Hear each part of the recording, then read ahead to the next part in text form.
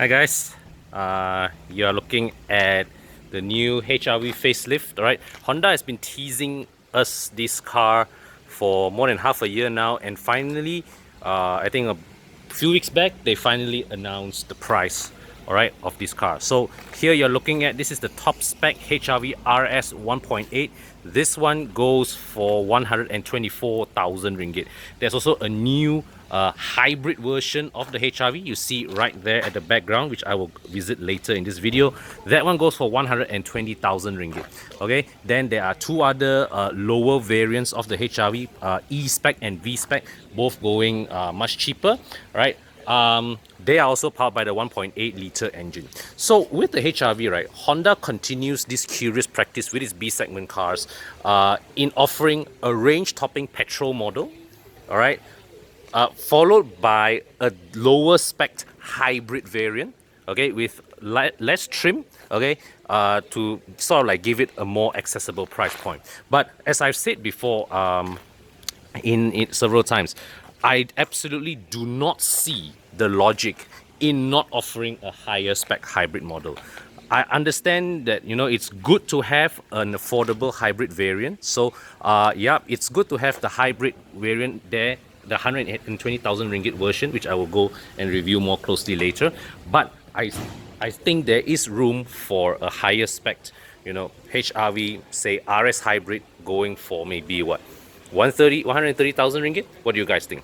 Okay, so here let's look at the changes to this new HRV RS facelift. And I think I've shown you the exterior of this car in the previous video. They've displayed this car at Klims but did not let us in the interior, so I'm just going to give you a quick walk around of what of the exterior. Okay, and you can see those gloss black trim at the lower edge, right? 18-inch wheels. Okay, so they look nice, look great on the HRV, but once again, be mindful, 18-inch tires will cost a bit more to replace. Okay, the HRV in Malaysia, Honda initially offered them with 16-inch wheels, then they upsized it to 17s.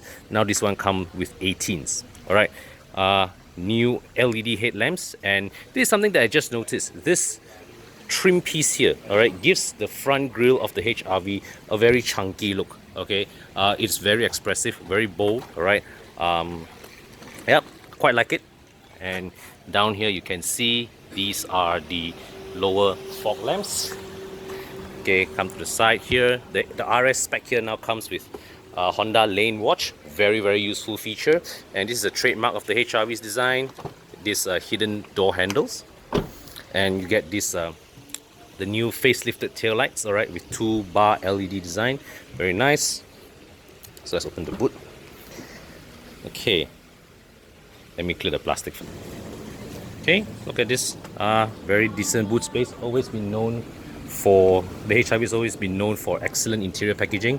This this tonneau cover is removable, and it's a very soft one. So it's like, you know, one of those aftermarket sunshades that we get from accessory shop. So the advantage of this is that you can fold this away, all right, like your foldable sunshades. Okay, and so open this here. Underneath here there's a hidden compartment tray underneath. Is there a spare wheel? Yes, there's a space saver spare wheel there. All good. Okay, so a nice, decently spacious boot. So we adjourn inside. Okay, now this HRV RS comes with beige interior trim. Okay, I rather like this. It gives the cabin a more airy feel. And look at this. Okay, so you can, the seats have folding ability. Okay, so it folds down and it gives a relatively, you know, flat floor, flat loading floor. Okay, 60/40 split folding. And okay, and you can lift this as well. Honda Magic seats. I always say these are the best seats in the business, best rear seats in the business. So you can stack a tall object here as well, and then basically you just drop this, one touch motion, seats secure.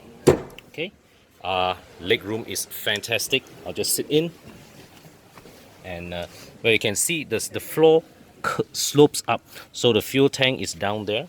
Okay, and for a seat that is designed with with all that you know, fancy folding in mind, the thigh support is pretty okay. The angle is low, okay, but the seat cushion does extend all the way to the back of my knee, so you can rest your legs down fully, right? And no rear aircon vents, but it's okay for a car this size, not a big deal. There is a cup holder down here, and what's this? There's like this blank slot here that's not utilized. Okay, let's go to the front.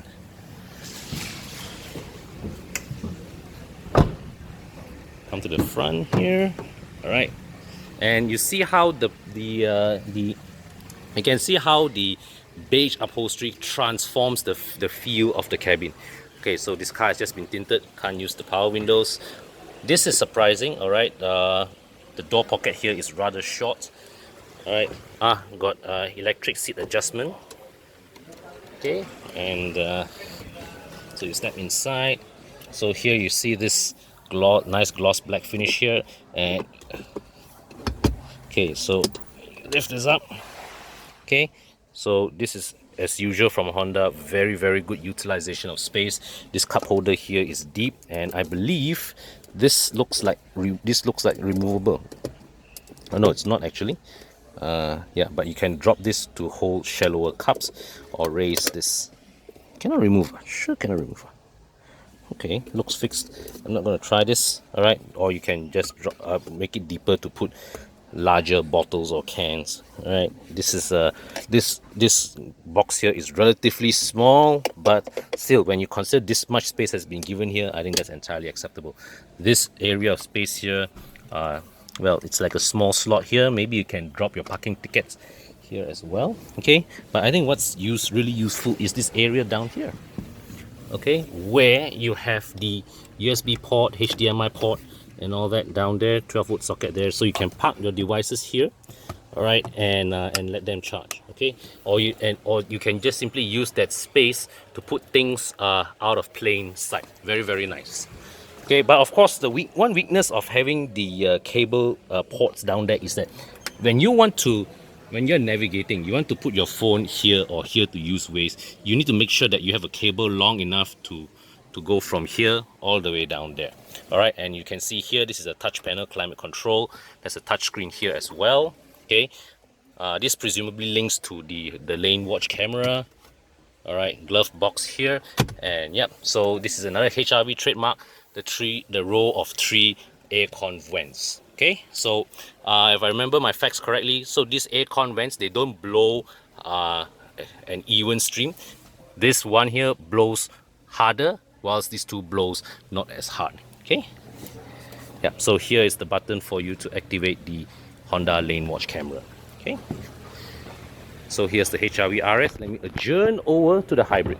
So now here is the hybrid model that just came back from test drive. Right, I'll be going on a drive at a later slot. Hi Shamsul. Hi man. All right, so from the outside, you see the hybrid here, the lights, it retains the lights of the pre-facelift model. It now comes with this extra bar, chrome bar here, reverse camera, and familiar rims, 17-inch rims from the pre-facelift model. All right, come to the front. Now the headlights, you can see these headlights are different from the LED model, from the RS. These are halogen projector headlamps with LED daytime running lights. All right, the front grille also does not look as aggressive as the RS model, so this is a more plain looking vehicle.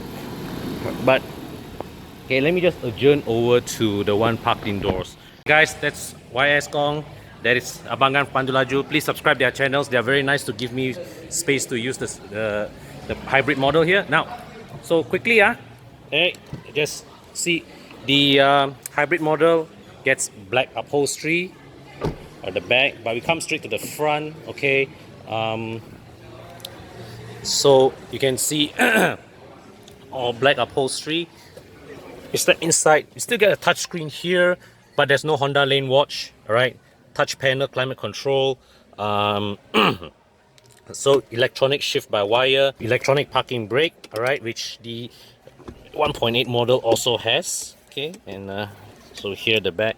So that's all pretty much the same, okay? But of course, the hybrid here makes do with a few less features, okay? No electric seats adjustment. Okay, so the HRV hybrid here is powered by a 1.5 liter engine, pretty much like the Jazz and the City. Alright, initial impressions, well, the engine feels adequate, it feels peppy enough, right? But then again, the same can be said of the regular HRV 1.8, which I've always found to be not lacking in terms of performance. It feels peppy enough, eager enough, does not feel underpowered, all right? And also the car feels agile and fleet-footed enough that it is easy to drive, you know, when you're going driving in towns or whatever, where the natural habitat of this vehicle is. Okay, right now I'm driving along the streets of Putrajaya. It's almost like a highway. Okay, so in terms of overall performance balance, right, the HRV hybrid here, it is at the level of a typical C-segment sedan. It matches up to, say, a Civic 1.8 fairly easily. All right, it is not crazy fast, but it has just about enough on tap. All right, that you know that it feels sprightly when you need it to accelerate. Okay, when you need to get off the line. Yeah, so it's good. The steering is nicely weighted. It is it feels sensibly weighted, that you know it doesn't feel over assisted, but neither is it too heavy that it is cumbersome to drive in tight spaces. So it is overall in keeping with what the regular HRV has always been offering. It is a very well balanced, very sensible package that just happens to be good looking. All right, we all have to acknowledge the HRV is a very handsome, very well proportioned compact SUV that when I remember first seeing its debut in Japan, personally I was there, right there at the Tokyo Motor Show, seeing this thing in the flesh for the first time, and I immediately knew Honda was onto a winner. And yeah, thus far the HRV has been very well received in the market. People like it, and yeah, and Honda has got the formula right. Alright guys, so now I'm in another unit of the HRV. This car belongs to my colleague Kevin. Alright, this is the pre-facelift version, alright, maybe about 2 years old. So this car has about 26,000 kilometers on the clock. Very well running unit. Okay, and so in terms of driving feel, now I'm assuming that the facelifted HRV does not change much where the 1.8 is concerned. If you were to compare between this and the hybrid, I think one thing's for sure: the hybrid does feel noticeably more powerful. Okay, but in terms of the handling agility, okay, this one, of course, well, this one feels slightly more nimble, but the difference is very, very slight. The difference in performance actually is more noticeable. Ride is good, right? It's plush, it is comfortable enough.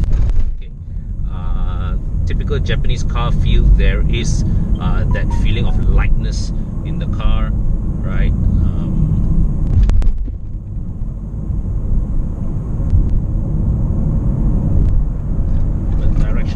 Sharpness of the chassis is good. Alright, and you see, the thing is that once the car gains enough momentum, it is pretty rapid.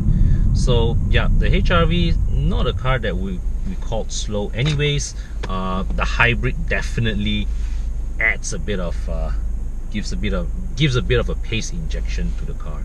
Yeah, but from this, right, I would say that whether you are where the HRV is concerned, whether you are choosing the 1.8 or the hybrid, you are getting a very, very well balanced compact crossover. All right, in fact, there is, it is, I mean, we have the Toyota CHR and the Mazda CX-3. The CHR and CX-3 both, I would say, are nicer to drive than the HRV. The HRV is not bad, okay? It's just that both the CHR and the CX-3 drive better, okay? The CX-3 has a far superior powertrain, better dynamics. The Toyota CHR, so-so powertrain, but also superior dynamics, all right?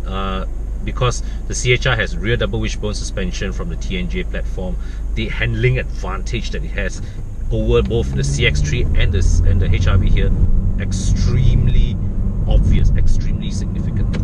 All right, but that being said, HRV here is not far behind both in terms of driving dynamics, but far superior to them in terms of interior space and practicality. All right, and plus, in terms of looks, the HRV is not an ugly looking car at all. It is very well proportioned, and at the same time it has very nice styling details.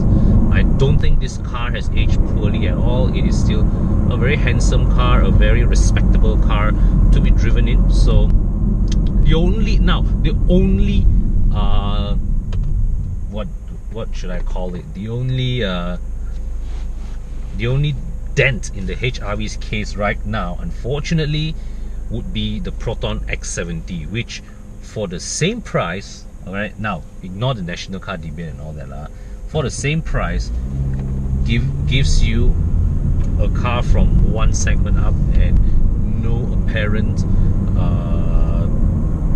penalty in quality. In fact, the X70 offers better spec, is a bigger car, and seems to even boast superior in build quality. So that does impacts the HRV's case a little, okay, no denying that. But overall, it also does not diminish the fact that the HRV is a very accomplished, very well balanced, compact crossover. All right, so the final verdict, all right, or rather the initial impressions, I would say, between the 1.8 and the hybrid, which would you choose, or which would I choose? For me, I'm always more partial to non-hybrid versions, and plus the fact that the 1.8 RS gives you so much more kit for just 4,000 ringgit over the hybrid. I personally, I would go for the RS or even the mid-spec 1.8. Yeah, but if you are someone who you appreciate you know, all these hybrid powertrains, advanced engines, then yeah, by all means go for the hybrid. It is the most affordable hybrid powered SUV crossover in the market.